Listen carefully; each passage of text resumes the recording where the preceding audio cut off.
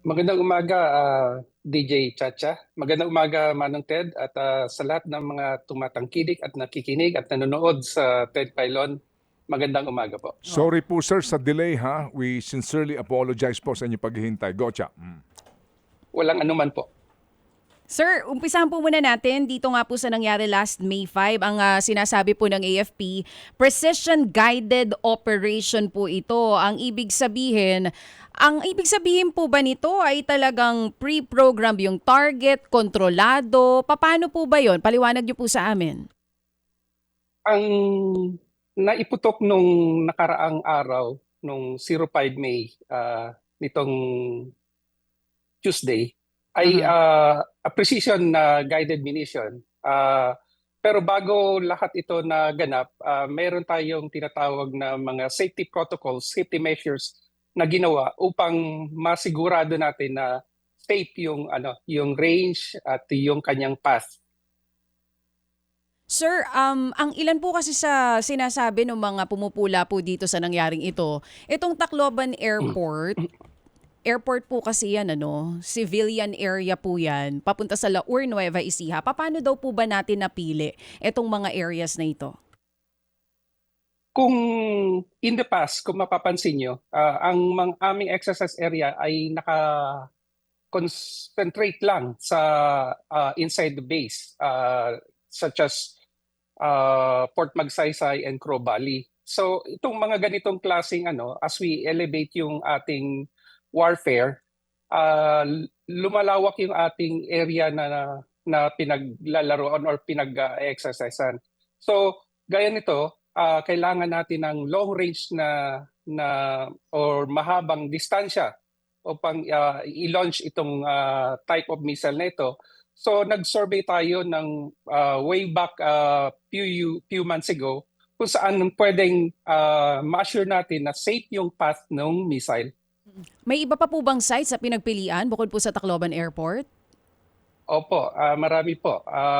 Pero kasi ang Tacloban Airport ay dati na nating ginagamit as exercise area. Bukod ditong nakaraan, marami po tayong mga ginawang exercise sa Tacloban Airport.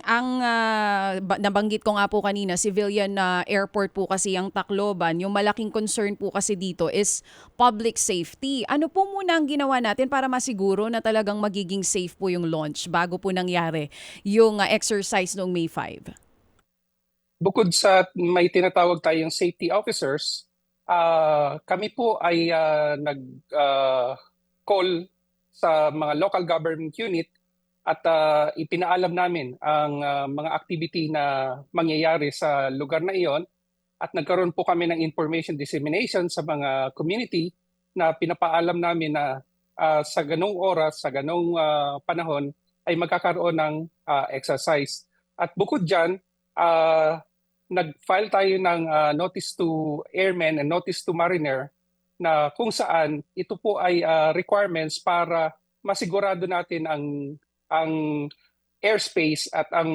navigation area is safe habang kinakandak itong ating activity. So both for Laur Nueva Ecija or Nueva Ecija LGU and dito sa Tacloban LGU, nagbigay po kayo ng abiso. Kung May 5 po yung exercise, kailan nyo po inabisuhan yung LGUs natin? Wala po bang pag-oppose dito sa mga LGU? Doon po sa sinabi ninyo na nagbigay kayo ng abiso?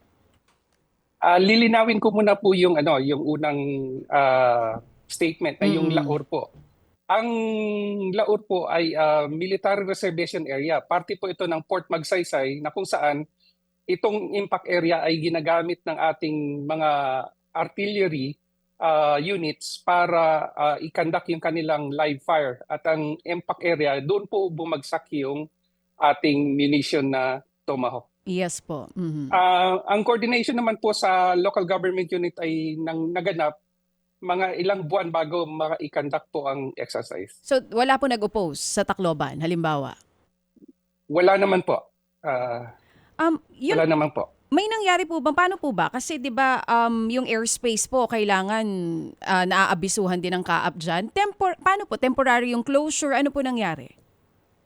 Yung airport operations din po. Nag-file po tayo sa kaap ng notice to airmen and then kung Kung sa navigation naman po sa Coast Guard, ang notice to mariner, inaabiso po natin na meron tayong at a certain space in time, meron pong magaganap na activity na kung saan ay inaabiso po natin lahat ng institusyon sa air or sa navigation na bawal po munang dumaan doon sa area na 'yon. So ilang Ang sa case naman po ng Tomahawk, kung mapapansin nyo, madaling araw po ito ipinutok. Mhm. Inassure naman po natin na walang sa area na yon dahil dumaan ang missile sa eastern seaboard. Wala po siyang dinaan ng land mass. Dumaan po siya sa eastern seaboard at pumasok sa Dingalan na kung saan itong Dingalan is parte ng military reservation. Oo. So maging yung airport operation sarado po nung time na yon. Ilang oras po sarado yung airspace and even yung operations ng airport? Sa case po ng Tomahawk Plan Attack Missile ay mga 1 o 2 oras lamang po.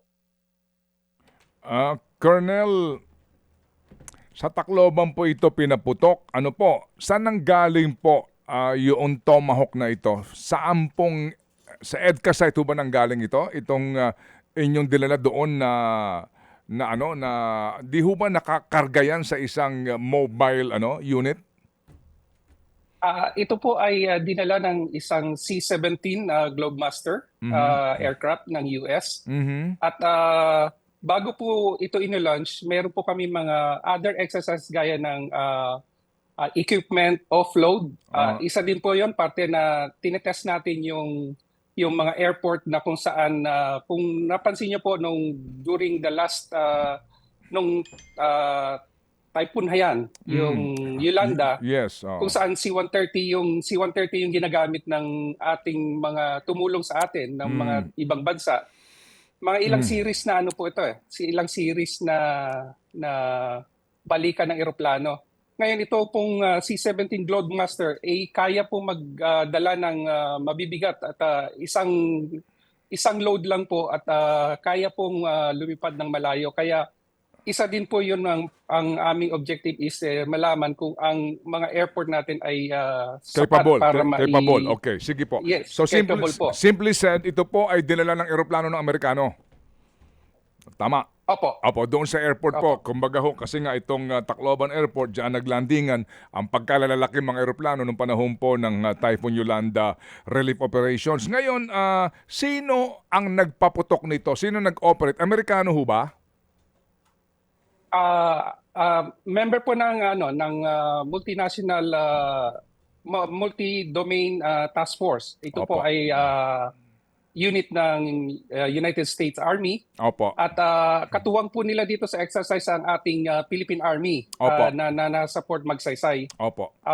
Nung pinutok po nila ito, meron po tayong mga unit ng Philippine Army Artillery Regiment na kung saan sila ay nagsasanay para makuha po nila yung technical know-how on how to operate and how to know the system ng ating missile. Opo, sige po. Colonel, alam po naman namin ano po yung kahalagahan nito sa ating pagsasanay, ito pong camaraderie po ng pwersa ng Amerikano, ilan pa hong mga kaalyado ho natin. But basically po, ang concern dito ng iba, kung nagkaroon ho ba ng aberya po, halimbawa, merong hindi nakasunod sa NOTAM, halimbawa po, for whatever reason, hindi naging accurate, nagkaroon po ng percentage nga po ng error dito, may nadisgrasya. Who will be liable? Meron ho bang mananagot sa ganon? Napapaloob po 'yan sa framework ng status of visiting forces kung mayroon man pong may pangyayaring untoward incident. Kung ang determination kung sino ang mananagot po, ibigay na po natin sa legal mga legal team on how who answers who. But napapaloob po ito sa framework ng status of visiting forces agreement at saklaw po ng framework ng balikatan. Opo, pero yun nga po, pero klaro po naman doon sa framework na iyan na ang mga Amerikano walang pananagutang kriminal kahit na po ito ay sinasabing maaring sabihin na aksidente. kung pagdating po sa conduct ng ating exercise, sinisigurado po natin na safe dahil may mga safety officers at kung may tinatawag tayong ihalimbawa ko po pag meron tayong kinandak na exercise na kung saan merong notice to mariner at notice to airmen. At pag may pumasok po na aircraft doon o barko, atin pong dinideclare na cold range. Ibig sabihin po, ika-cancel po yung Opo, kahit opo. man lang, dahil with the high technology ngayon, kayang makita Opo. ang mga eroplano at barko through radar. Kino-cold range po natin yung bago po natin iputok yung Yes, sir. yung ating mga weapons. Oo nga po, no. Yun nga kasi nga po dito, no, para lang ho masatisfy ang curiosity po, no, at concern na marami. Doon po sa framework na binabanggit po ninyo, halimbawa lang po, no, nag-miss ng target ito. Halimbawa lang po, talagang nagkaroon po dito ng sakuna o nagkaroon po dito ng miscalculation o nagkaroon po ng problema doon po sa inyong computer o ano man po nangyari. Ang tanong nga na marami, who will be responsible? Meron kayong framework ng VFA, pero dito ho ba, may mananagot ho ba dito? AFP Chief of Staff, Secretary of Defense, sino ho ang tao na maaari po maging responsable? Sa usaping ganyan po, binibigay ko na po yan sa mga ating legal officers, mga Opo, legal officers. Opo. Sa ngayon po, ina-assure po namin na lahat po ng aming ginagawa ay safe, lalo na po sa missile system. Opo. Meron po tayong mga control measures na kung saan kung hindi on a terminal phase, kahit Opo. sa terminal phase na, hindi niya nakita yung kanyang target, ay magse-self-destruct po siya. Opo, okay. Kailan po ang tapos ng ating balikatan, sir, Colonel? Ito po ay magtatapos ngayong 8, ngayong Friday, at pasisinayan po ito ng ating Secretary of National Defense at ang mga bansang kasali dito sa exercise. Opo, sige. So ito pong ating balikatan exercises. Kasama po dito ang mga demonstrasyon ng mga makabagong armas, at ilang pa hong mga pagsasanay para po sa panahon ng pangangailangan ay handa ang ating tropa. Ito ho bang Tomahawk missile na ito? Demo unit ho ba ito? Ang sabi po sa balita, tayo na po'y bibili nito. Inaasahan po nating magkakaroon tayo ng ganito, pero sa ngayon po yung nangyari po ay yung pinire po na Tomahawk ay inert round. Ibig sabihin wala po siyang warhead, wala siyang high explosive warhead. Purely inert round, at ang ating dinetermine lang dito ay ang kanyang accuracy, kung how accurate it is, and the systems and how it is being conducted, paano matututo yung ating mga personnel from either the Coastal Defense Regiment or the Artillery Regiment of the Philippine Army on how to operate same system. Opo, kumbaga demo unit lang ito, hindi ito mismo yung may laman na 400 something kilograms na bomba. Hindi po. Opo, kasi kung totoong Tomahawk ito, ano yun, lubog na yung kalahati ng Fort Magsaysay. Opo.